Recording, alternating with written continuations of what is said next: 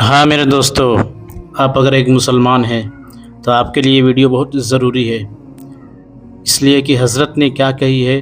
چلیے حضرت کے اس بیان کو سنتے ہیں، اس کے بعد انشاءاللہ بات کرتے ہیں۔ چلیے سنتے ہیں۔ آپ کو پتا ہے تیل اور گیس کے معاملات میں آج دنیا جوجھ رہی ہے۔ صرف یہ انڈینز کا مسئلہ نہیں ہے، تقریباً دنیا کا۔ بے شک۔ اور آپ کو اندازہ ہونا چاہیے یہ جو جنگ چل رہی ہے امریکہ، ایران، اسرائیل کے بیچ میں، سب کو خبر ہے، تقریباً آج انٹرنیٹ سے سب لگے ہوئے ہیں اور خبریں لیتے رہتے ہیں۔ ایران کے پاس ایک ہرمز اسٹریٹ ہے جس سے سارے شپس گزرتے ہیں۔ ماشاءاللہ۔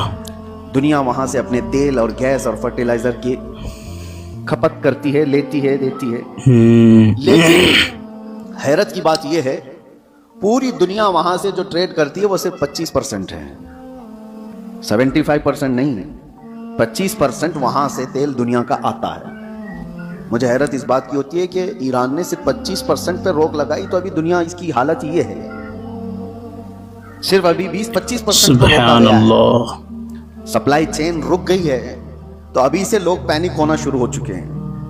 یہ تو ابھی آپ کو اندازہ نہیں، چند دنوں کے بعد جو حالات آنے والے ہیں اللہ ہی خیر کرے، شاید ہم لوگ لاک ڈاؤن سے بھی بری حالت کی طرف جا سکتے ہیں۔ جی بے اللہ شک۔ بچائے۔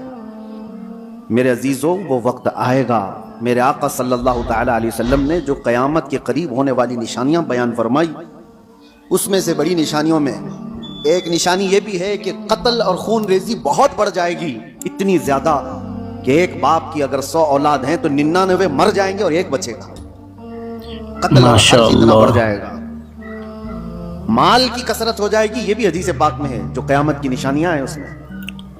اور یہ جو حالات ہیں، ابھی کسی نے ایک حدیث بھی سوشل میڈیا پر نشر کر کے بہت وائرل کیا تھا، اس پر بھی میں آپ سے گفتگو کروں۔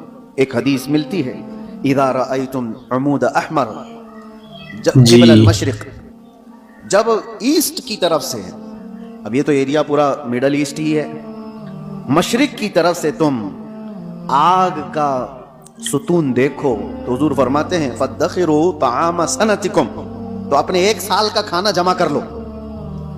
اور اس میں حدیث میں یہ بھی کہا گیا ہے اذا رأیتم عمود احمر عمود نار احمر، ایسا حدیث کے الفاظ ہیں، فی شہر رمضان، حدیث میں یہ ملتا ہے کہ رمضان کے مہینے میں جب مشرق کی طرف تم آگ اگلتی ہوئی دیکھو تو اپنے سال بھر کا کھانا پانی جمع کر لو۔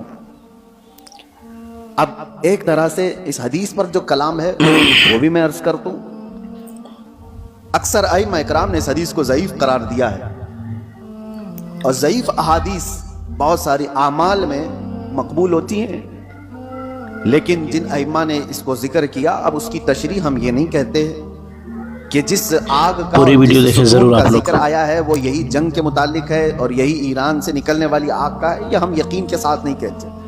آج جو آپ حالات دیکھ رہے ہیں، میں اس سے قبل بھی کہا، آج پھر دہراتا ہوں، سبحان اللہ، مڈل ایسٹ کی جنگ کو آپ دیکھ رہے ہیں، یہ اچانک تیل اور ڈیزل کی جنگ نہیں ہے، یہ سب قیامت کے قریب واقع ہونے والی چیزیں، اس میں تباہی اور بربادی۔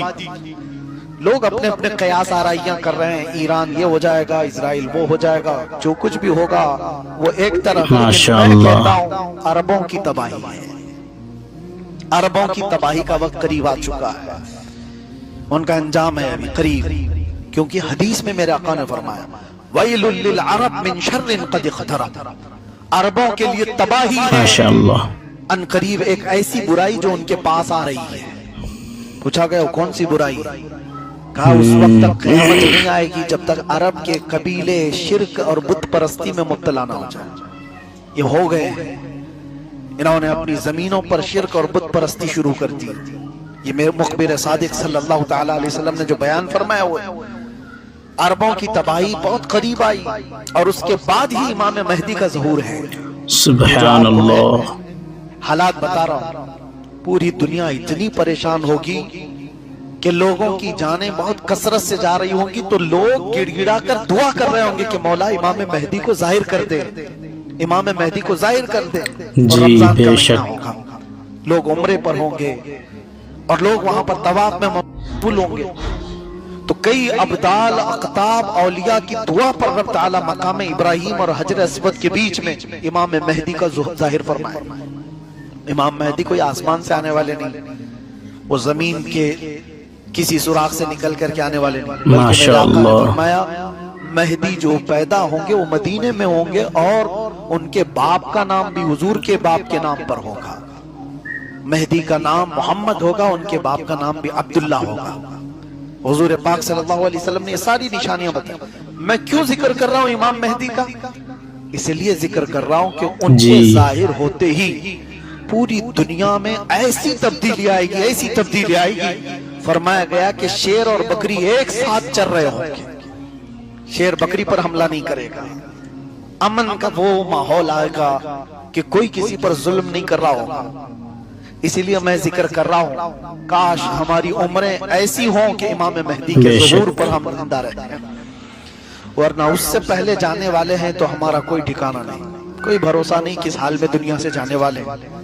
حضور پاک صلی اللہ تعالیٰ علیہ وسلم فرماتے ہیں تم قبرستان کے پاس سے گزرو گے، قبروں والوں کو دیکھ کر کے تم یہ تمنا کرو گے کاش اس کی جگہ میں سویا ہوتا تو زیادہ اچھا ہوتا، اس لیے کہ وہ فتنوں سے محفوظ چلا گیا. آج کے دور میں جو فتنے ہیں وہ نہیں دیکھ رہا ہے.